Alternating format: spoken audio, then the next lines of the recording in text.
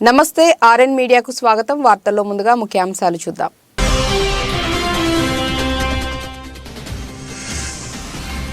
బలూచిస్తాన్ ప్రావిన్స్లోని జైష్-ఉల్ అదిల్ ఉగ్ర సంస్థ స్థావరాలను ధ్వంసం చేసిన ఇరాన్.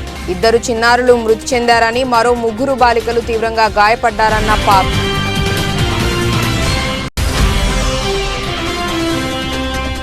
అభివృద్ధి విషయంలో నక్సలైట్లతో వీడియో కాల్ మాట్లాడేందుకు రెడీ. ప్రజాస్వామ్యమే ప్రపంచంలోని అత్యుత్తమ పరిపాలనా వ్యవస్థ అన్న Chhattisgarh deputy CM Vijay Sharma.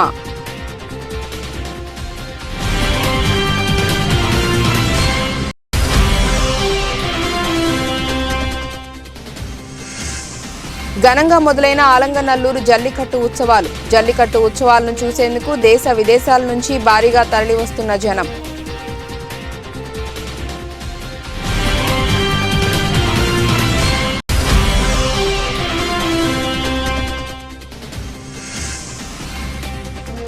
పాలసముద్రంలో NACIN కేంద్రాన్ని ప్రారంభించిన ప్రధాని మోదీ. హాజరైన సీఎం జగన్.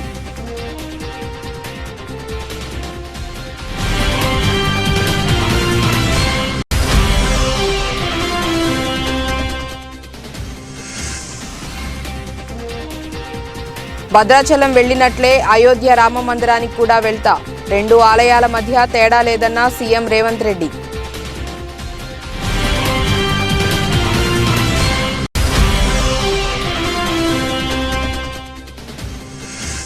బుధవారం భారీ నష్టాలతో ప్రారంభమైన దేశీయ స్టాక్ మార్కెట్ సూచీలు 199 పాయింట్లు తగ్గి 21,833 వద్ద కొనసాగుతోన్న నిఫ్టీ.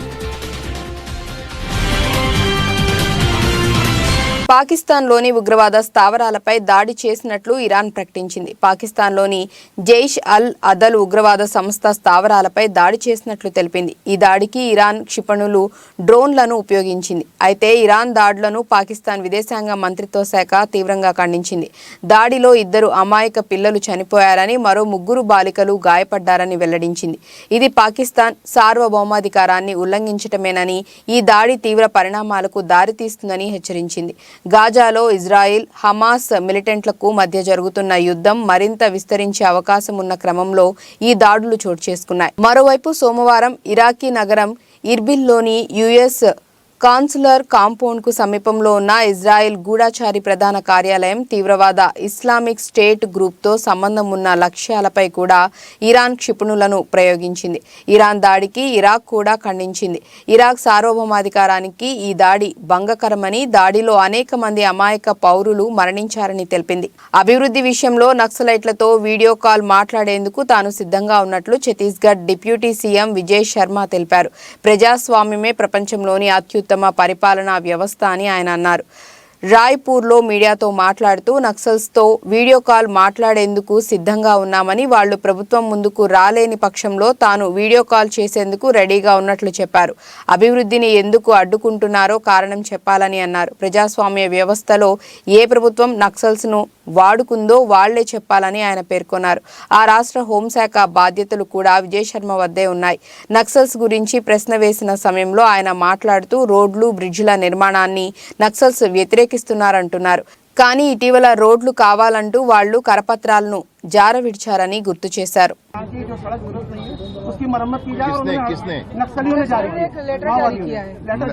नक्सलियों को तो और पत्र जारी करने चाहिए, उनको ये भी जारी करना चाहिए कि भैया गांव-गांव में स्कूल खुलने दें। जंगलों के अंदर जो लोग रहते हैं उन नौजवानों से नारायणपुर जाकर के उस दिन मैं मिला हूं अबूझबाड़ के लोगों से, वह भी चाहते हैं कि हम बंबई में हीरो बनकर आए, वह भी ये चाहते हैं कि हमको हमारे गांव की उन्नति हो। क्यों रोक कर बैठे हैं सारी बातों को? यही तो हम जानना चाहते हैं, क्यों रोक कर बैठे? सारा विकास अवरुद्ध हो जाता है, वो पूरी जनता बंधक के नाते है, ऐसे नहीं होना चाहिए। तो बातचीत करेंगे आप? बातचीत करेंगे क्या? मैंने कहा वीडियो कॉल पर भी मैं बात करने को तैयार हूं। मैंने ये कहा भाई सामने नहीं आ सकते हैं तो वीडियो कॉल पर मैं तैयार हूं। मसला ये है, कारण तो बताएं। मैं नहीं, आप बात कर लीजिए, मैं आपसे कहता हूं आप बात कर लीजिए, पूछिए तो कारण क्या है विकास को अवरुद्ध करने का? कौन सी ऐसी सरकार है जो शोषित करती है लोगों को? बताएं कोई। लोकतंत्र है भाई, लोकतंत्र है। लोकतंत्र में राजनीतिक पार्टियां होती हैं, सरकारें बनती हैं और उसी तरीके से चलता है। सब शासन चलाने का सबसे अच्छा तंत्र दुनिया में लोकतंत्र है। आपको राजतंत्र चाहिए पुराना वाला? आपको चीन जैसी व्यवस्था चाहिए माओवादियों की, कम्युनिस्टों की? नहीं चाहिए ना। क्या चाहिए? लोकतंत्र चाहिए ना। ऐसे स्वतंत्रता से आप मुझसे पूछ सकें और मैं निर्भीकता से आपके साथ बात कर सकूं, ये लोकतंत्र है भाई। उस लोकतंत्र को खत्म कर देना चाहते हैं। माननीय अटल बिहारी वाजपेयी जी ने सदन में कहा है कि सरकारें आएंगी जाएंगी, पार्टियां बनेंगी बिगड़ेंगी, देश का लोकतंत्र अमर रहना चाहिए। बहुत बहुत అయోధ్యలో ఈ నెల 22న శ్రీరాముడి ప్రాణ ప్రతిష్ఠ జరగనుంది. ఈ కార్యక్రమాన్ని కన్నుల పండుగగా నిర్వహించేందుకు ఇప్పటికే దాదాపు అన్ని ఏర్పాట్లు పూర్తయ్యాయి. ఈ నేపథ్యంలో శ్రీరాముడి కోసం ప్రత్యేకంగా నేసిన వస్త్రాలను ఉత్తరప్రదేశ్ ముఖ్యమంత్రి యోగి ఆదిత్యనాథ్ గత రాత్రి రామ జన్మభూమి తీర్థక్షేత్ర ట్రస్టుకు అందజేశారు. ఈ ప్రత్యేక వస్త్రాలను ఏకంగా 12 లక్షల మంది భక్తులు నేశారు. మహారాష్ట్రలోని పూణేకు చెందిన heritage hand weaving రీవైవల్ charitable trust శ్రీరాముడి కోసం 2 పోగుల పేరుతో ఓ కార్యక్రమాన్ని చేపట్టింది. అందులో భాగంగా పూణే జిల్లాలోని చేనేత కార్మికులందరూ తలో చేయి వేసి ఈ వస్త్రాలు నేశారు. कोषाध्यक्ष श्री गोविंद देवगिरी महाराज और मार्गदर्शक आदरणीय भैयाजी जोशी इनको वे वस्त्र समर्पित करेंगे. हम लोग जोरदार तालियों की गूंज से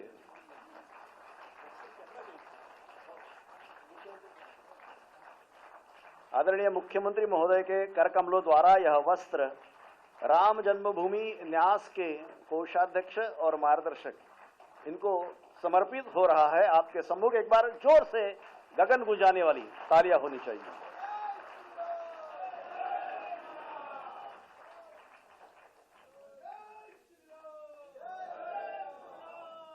आदरणीय मुख्यमंत्री महोदय की निश्रा में ही यह सारा कार्यक्रम ప్రపంచ ప్రఖ్యాతి చెందిన ఆలంగనల్లూరు జల్లికట్టు ఉత్సవాలు బుధవారం ఉదయం ఘనంగా ప్రారంభమయ్యాయి. ప్రతి ఏడాది సంక్రాంతి పండుగ సందర్భంగా కనుమ మరుసటి రోజు మదురై సమీపంలోని ఆలంగనల్లూరులో ఈ ఉత్సవాలు నిర్వహిస్తారు.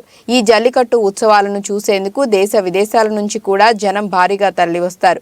ఈ ఉత్సవాలను ప్రత్యక్షంగా వేల మంది వీక్షిస్తారు. ఎద్దులను బరిలోకి వదిలి వాటిని లొంగ తీసుకోవటం అనేది ఈ క్రీడలోని ప్రధానమైన అంశం. ఎద్దులను లొంగ తీసుకునేందుకు యువకులు చాలా మంది ఉత్సాహం చూపిస్తుంటారు. ఈ ఉత్సవంలో పలువురు తీవ్ర గాయాల పాలవుతుంటారు. అయినా ఈ ఉత్సవాలకు ఉన్న క్రేజ్ ఏమాత్రం తగ్గడం లేదు.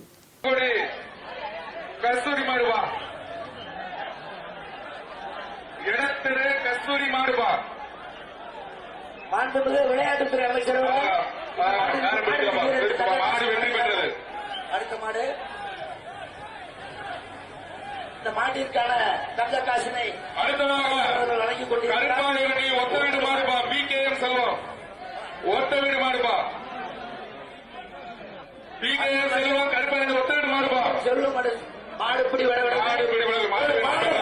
உரிமையாளருக்கு மாண்புமிகு அமைச்சர் அவர்கள் தங்க காசினை பரிசாக வழங்குகிறார்.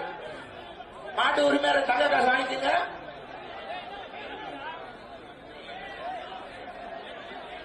அடுத்ததாக தமிழ்நாடு ஜல்லிக்கட்டு பேரவை சேலம் மாவட்ட தலைவர் செல்லமுத்து வேறாடுபா. இந்த மாட்டிற்கான தங்க காசை மாண்புமிகு விளையாட்டுத்துறை அமைச்சர் அவர்கள் இந்த மாட்டிற்கு தங்க காசை வழங்க இருக்கிறார். அருமை அருமை அருமை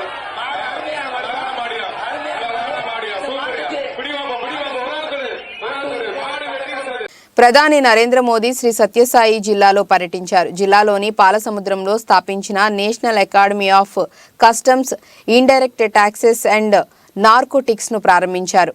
రిమోట్ బటన్ నొక్కి నాసిన్ ను జాతికి అంకితం చేశారు. ఈ ప్రారంభోత్సవ కార్యక్రమంలో కేంద్ర ఆర్థిక మంత్రి Nirmala Sitharaman, AP governor Abdul Nazeer, CM Jagan కూడా పాల్గొన్నారు.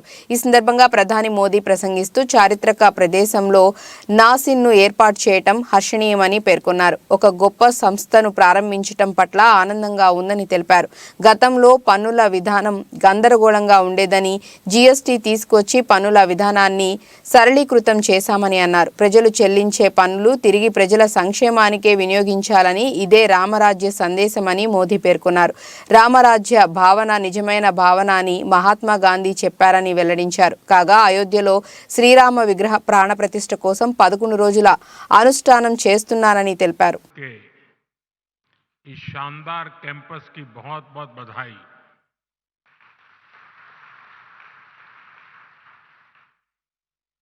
जिस श्री सत्य साई जिले में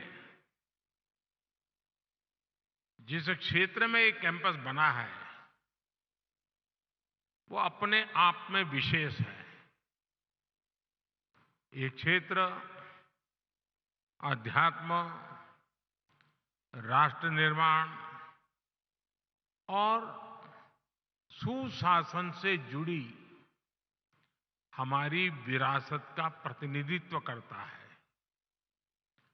आप सब जानते हैं कि पुट्टपर्ती में श्री सत्य साईं बाबा की जन्मस्थली है।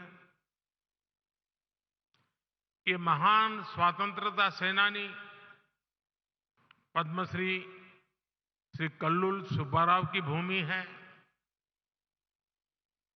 प्रसिद्ध पपेट्री आर्टिस्ट दलाभाई चलापति राव को इस क्षेत्र में ने नई पहचान दी है।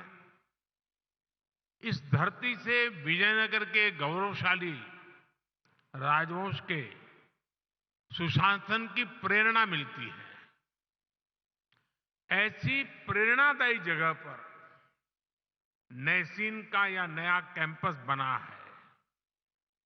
मुझे विश्वास है ये Indian navy chief admiral R Harikumar బుధవారం మహారాష్ట్రలోని పూణేలోని లోనావాలాలో ఐఎన్ఎస్ శివాజీ వద్ద ట్రాన్స్ క్రిటికల్ CO2 ఎయిర్ కండిషనింగ్ ప్లాంట్ను ప్రారంభించారు. ప్లాంట్ ప్రారంభోత్సవంపై నేవీ చీఫ్ మాట్లాడుతూ ఈ transcritical CO2 air conditioning plant ప్రారంభోత్సవంలో ఈ రోజు ఇక్కడకు రావటం సంతోషంగా ఉందని అన్నారు.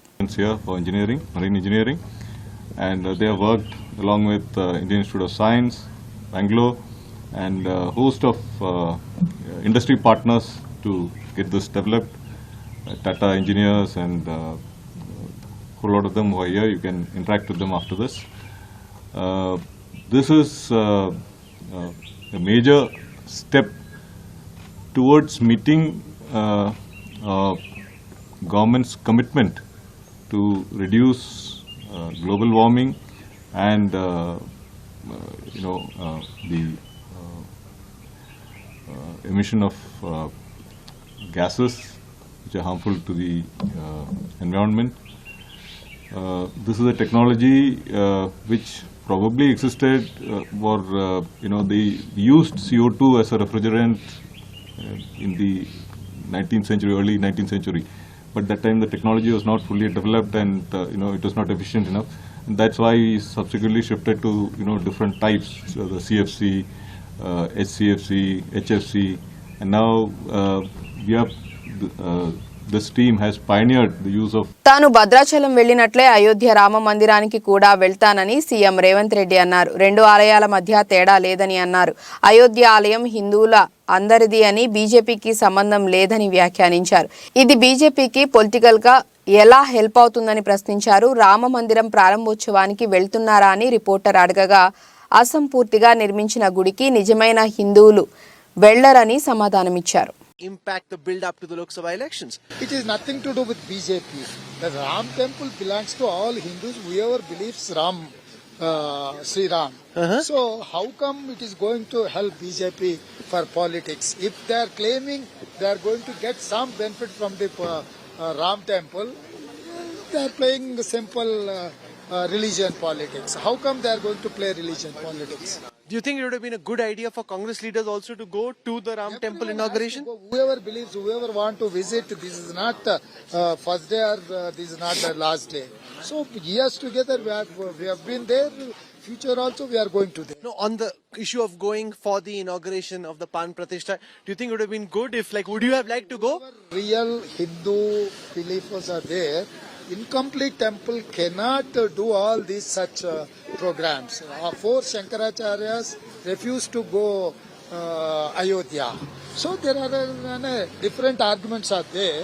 Whoever believes this thing, they can go. You want to go someday? Yeah, definitely. Why not? I have a Bhadrachalam temple. One is the popular Sri Ram temple in Telangana, in my state only. Always I used to visit that temple. So I don't find any difference between Ayodhya and Bhadrachalam Ram Mandir. Bollapalli మండలం గండిగనమల తండా గ్రామంలో జరుగుతున్న పెద్దమ్మ తల్లి జాతర మంగళవారం నిర్వహించారు. ఈ కార్యక్రమంలో ఉమ్మడి గుంటూరు జిల్లా జనసేన కార్యదర్శి నిశంకరావు శ్రీనివాసరావు పాల్గొన్నారు. ఈ సందర్భంగా ఆయన మాట్లాడుతూ రాష్ట్రంలో ఎదుర్కొంటున్న సమస్యలను తరిమికొట్టే రోజులు దగ్గర పడ్డాయని ఆయన అన్నారు. జనసేన కార్యకర్తలు అందరూ కలిసికట్టుగా పనిచేయాలని ఆయన సందేశం ఇచ్చారు.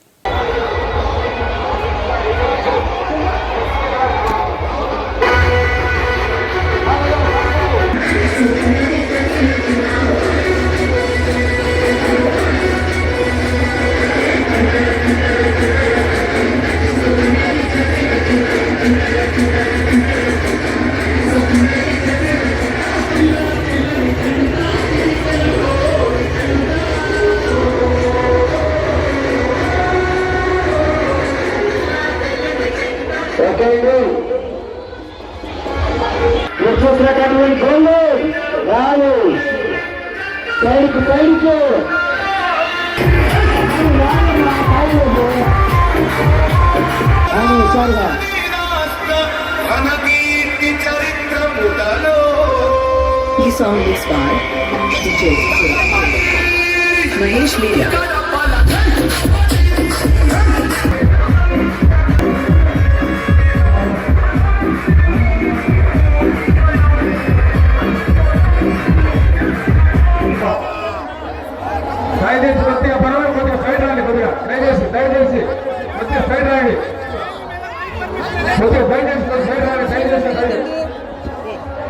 తెలుగుదేశం పార్టీ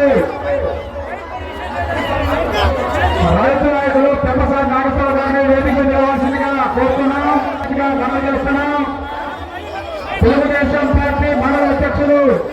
ఆయిల్ ఫామ్ సాగుపై అవగాహన సదస్సులో పాల్గొన్న ఎమ్మెల్యే డాక్టర్ పటోళ్ల సంజీవరెడ్డి నిజాంపేట్ మండలం దామరచెర్ల గ్రామంలో శివార్లో ఆయిల్ ఫామ్ మొక్కలు నాటి వాటి సాగు విషయాలు ఉద్యానవన అధికారులను అడిగి రైతులకు అవగాహన కల్పించి కొత్త విషయాలు అగ్రికల్చర్ అధికారులు రైతులకు ఎకరాకు 57 మొక్కలు 20 రూపాయలకు ఒకటి ప్రభుత్వం తరపున ఉంటుందని తెలియపరిచారు.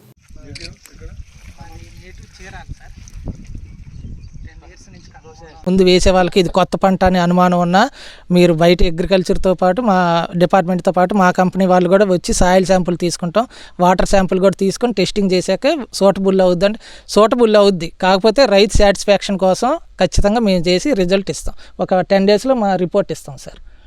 ఇది ఏ నేలలో అయినా సాగవద్ది, కాకపోతే నీరు పుష్కలంగా ఉండాలి. 2 ఇంచులు బోర్ వస్తే 5 ఎకరాలకి డ్రిప్ ద్వారా ఆయిల్ పామ్ సాగు చేసుకోవచ్చు.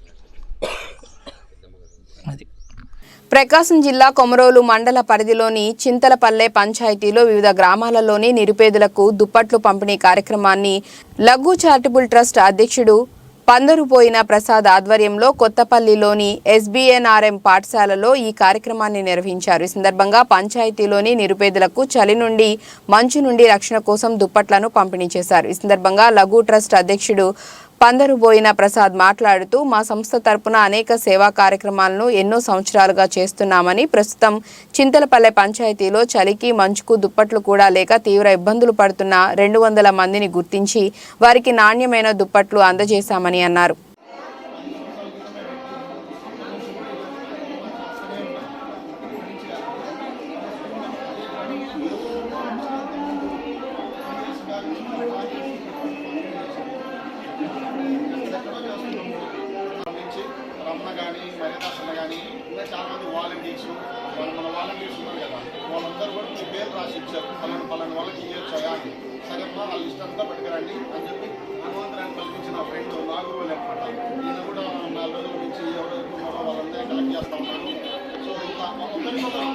మంచి పని చేయడానికి ఇంతమంది సహకరిస్తారనేది నాకు నిజంగా చాలా హ్యాపీ ఇస్తుంది.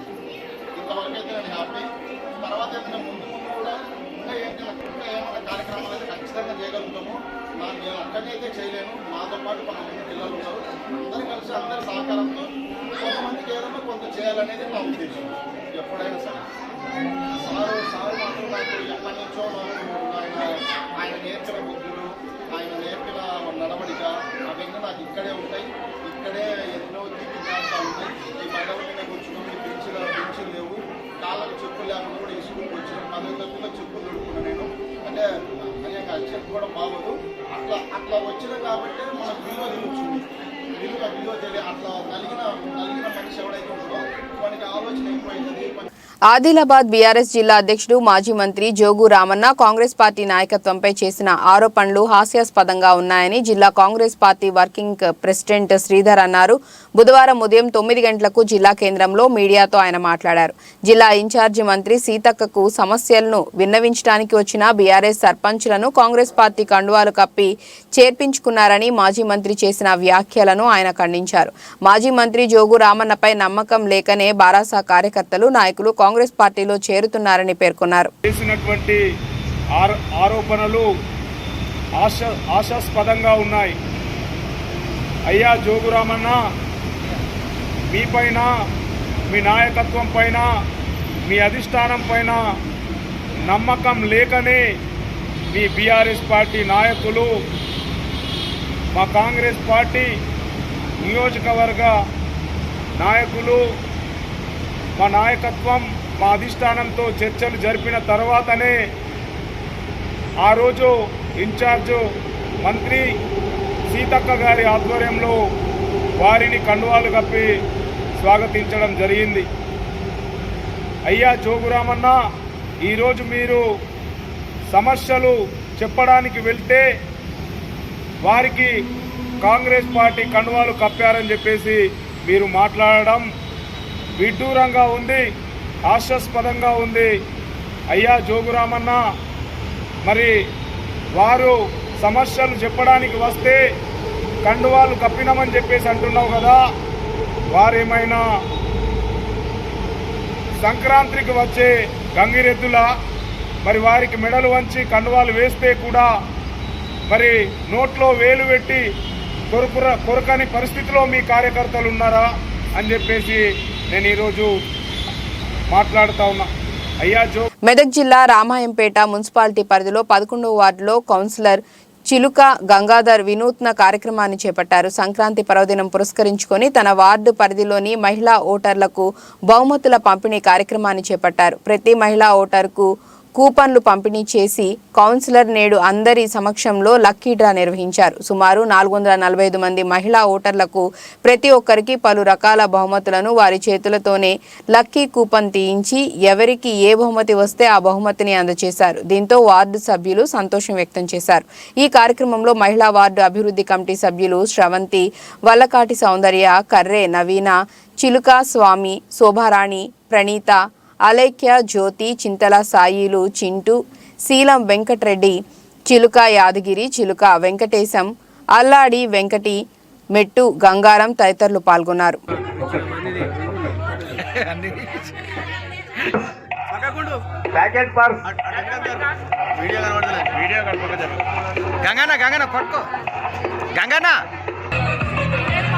కుట్టు మిషన్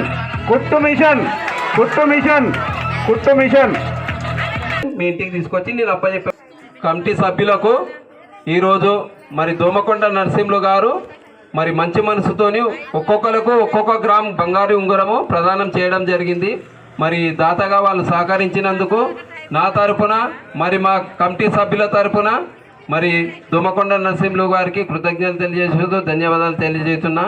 మరి వాళ్ళందరూ మా కమిటీ సభ్యులను మరి దాతలు ఇలా ముందుకొచ్చి సహకరిస్తున్నందుకు వాళ్ళకు కూడా మరి రామాయంపేట పట్టణంలోని 11వ వార్డు పరిధిలో ప్రజలకు సేవ చేయాలనే ఒక సంకల్పంతో వాళ్ళు మంచి పట్టుదలతో ఇంకా ముందుకొచ్చి మరి మీకు సేవ చేయగలుగుతారు.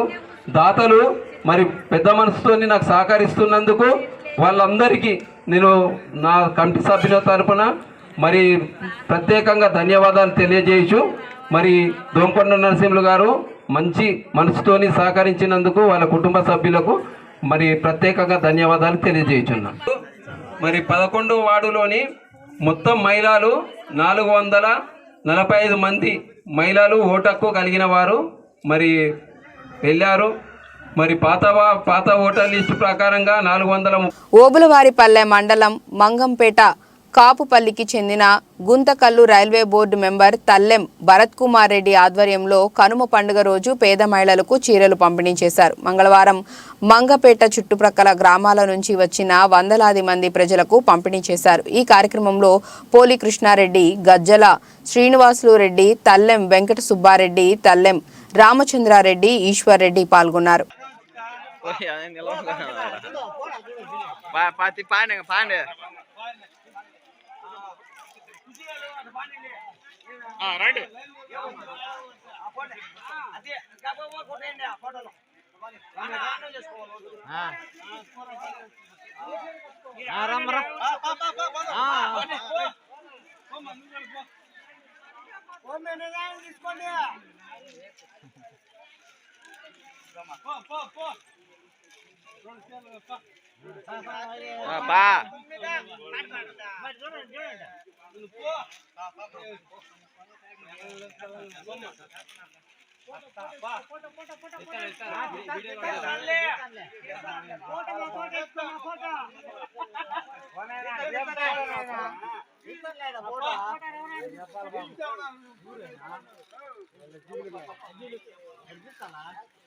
కారేపల్లి మండల పరిధిలోని గాదపాడు గ్రామంలో సంక్రాంతి పండుగను పురస్కరించుకొని నిర్వహించిన ముగ్గుల పోటీలలో గెలుపొందిన విజేతలకు వైరా ఎమ్మెల్యే రామదాసు నాయక్ మంగళవారం రాత్రి బహుమతులు అందజేశారు. ఈ సందర్భంగా ఆయన మాట్లాడుతూ కాంగ్రెస్ ప్రభుత్వంలో ప్రజలకు అనేక సంక్షేమ కార్యక్రమాలను ప్రవేశపెట్టి అందజేస్తామని అన్నారు. ఇందిరమ్మ రాజ్యాన్ని స్థాపిస్తామని ఆయన ఈ సందర్భంగా అన్నారు. ఈ కార్యక్రమంలో కాంగ్రెస్ పార్టీ నాయకులు పాల్గొన్నారు. తప్పకుండా మీరు దరఖాస్తులు చేసుకున్నారు. 7 లక్షల కోట్ల అప్పులో ఈ రాష్ట్రం ఉన్నది. మనం తెలంగాణ రాష్ట్రం వచ్చినప్పుడు సోనియా గాంధీ గారు 17,500 రూపాయల మిగులు బడ్జెట్ నుంచి తెలంగాణ ఇచ్చింది. అంటే కొన్ని విషయాలు మీకు తెలవాలి. ఈ రోజు 7 లక్షల కోట్లతో తెలంగాణ మా చేతికి వచ్చింది.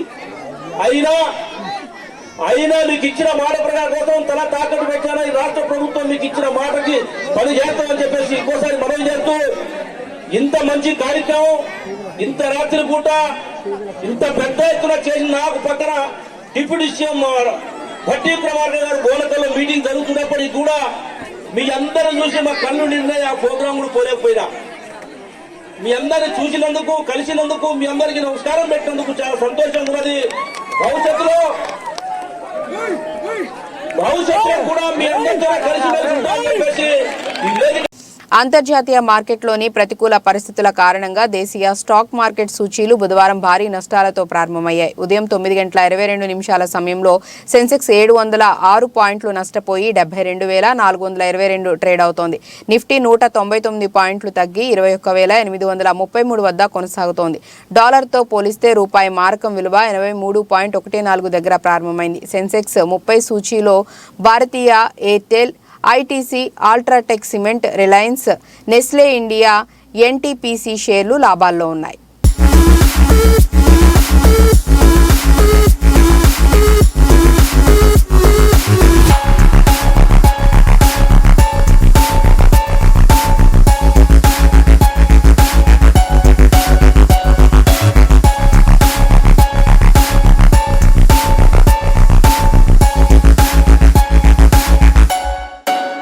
వార్తలు ముగించే ముందు ముఖ్యాంశాలు మరోసారి.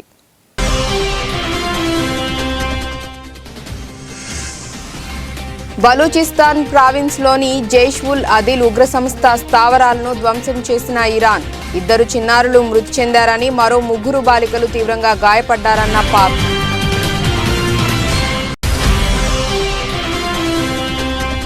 అభివృద్ధి విషయంలో నక్సలైట్లతో వీడియో కాల్ మాట్లాడేందుకు రెడీ. ప్రజాస్వామ్యమే ప్రపంచంలోని అత్యుత్తమ పరిపాలనా వ్యవస్థ అన్న Chhattisgarh deputy CM Vijay Sharma.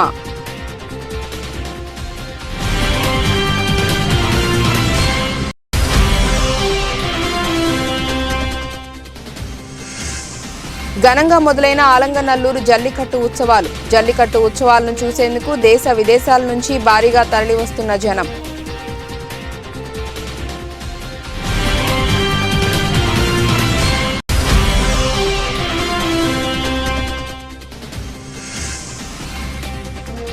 పాలసముద్రంలో NACIN కేంద్రాన్ని ప్రారంభించిన ప్రధాని మోదీ. హాజరైన సీఎం జగన్.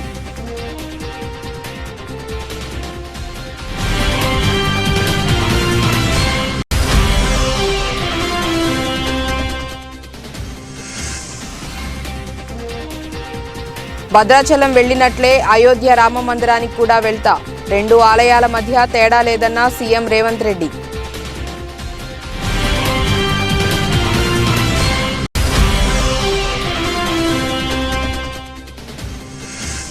బుధవారం భారీ నష్టాలతో ప్రారంభమైన దేశీయ స్టాక్ మార్కెట్ సూచీలు 199 పాయింట్లు తగ్గి 21,833 వద్ద కొనసాగుతోన్న నిఫ్టీ.